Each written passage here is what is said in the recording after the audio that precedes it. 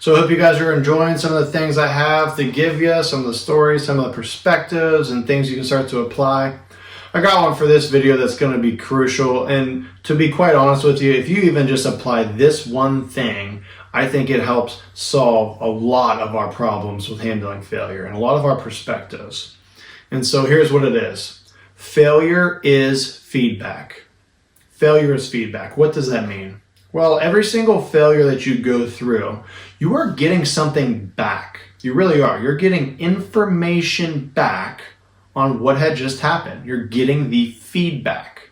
And so, for example, if I'm a hitter and I pop the ball up to the center fielder on my first at bat, I might say, man, that was a failure because I got out. Or I could say, wait, that was feedback. I just realized that I took a swing and I hit the ball up into the air because I was underneath the baseball. Something as simple as that. And so I now have information and feedback that my swing is too low.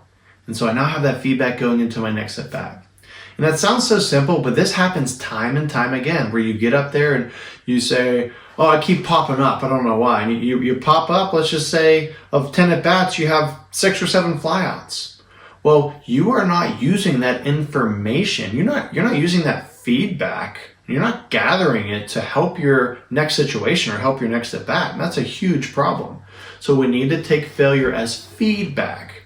Talked about in the other video how we either enter this emotional or focused state. When we're not taking failure as feedback, it's because we're choosing an emotional state more times than not. We're not entering the focused state to analyze what's actually happening. And that's why that video is so crucial about the emotion versus focused state. Go back and watch that one again if you haven't already. But failure is feedback. I'm not even saying that to make you feel good. It is the truth. It's new information that you were unaware of before. Or it might be information that you were aware of before, but haven't figured out yet. We talked about how your failure is necessary for your growth. Because how else are you going to get better, right? Have you ever thought about that? Here's another thought. Even if you are succeeding right now, is it enough to carry you the distance? Is it enough to carry you the rest of your life? And will that alone of how good you are now be what propels you to get to be your end goal, whether that's a college player, a major leaguer, whatever? The answer is no. Even if you're doing good, you're doing well, you're not good enough right now to become a major leaguer. And so let's stop getting so caught up on whether I'm succeeding or failing right now if I'm not good enough right now anyways to get to what my end goal is.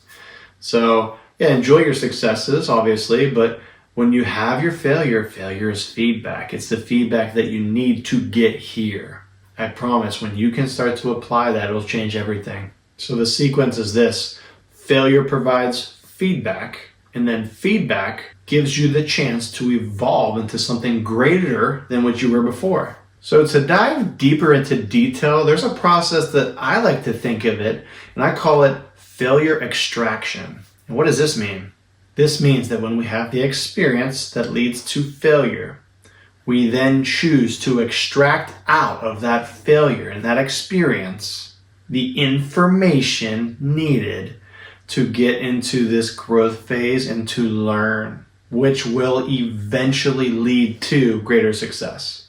And if you can start to realize that you're going to end up in a better spot than you were before, and usually even after success, that's right, you're going to end up in a better spot long term after failure than you will from success, because you're constantly gathering more information than the next guy, right? You're starting to become wiser throughout this process. And so again, it's real simple, but it's failure extraction. Choose to extract out all of that data and information, right? So that failure now becomes feedback. But the important thing is it's got to be a choice. It's not going to happen for you. The extraction process isn't something that just is showing up on your table.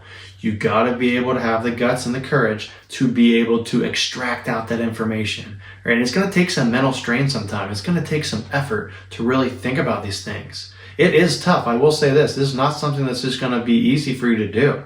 It's going to take practice, and it's going to take work to put in to understand how to do this and then how to get better at it each time after you do it.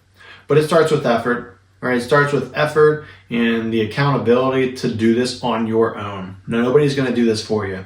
You got to be able to do this on your own and have the responsibility so that when failure happens to you, you understand failure has happened to you, not to somebody else. And so take accountability for that. Take accountability for this failure feedback mentality, this extraction process. And again, those two things alone will shift your perspective tremendously and let you understand that everything happens for a reason. Talked about in another video, I mentioned, what is God trying to teach me in this lesson? What is he trying to show me right now? And so again, if you ask yourself that question as a faith-driven athlete, if you're really staying true to that, that's going to be something that's really important for all of us. And we really should stay true to that as well. I'll leave it at that. Failure is feedback. Start to apply it. And again, if you have any questions on this stuff or want to take it to the next level and see how I can help you out in your current situation, whatever that may be, feel free to reach out to me and we can go over what I can have for you.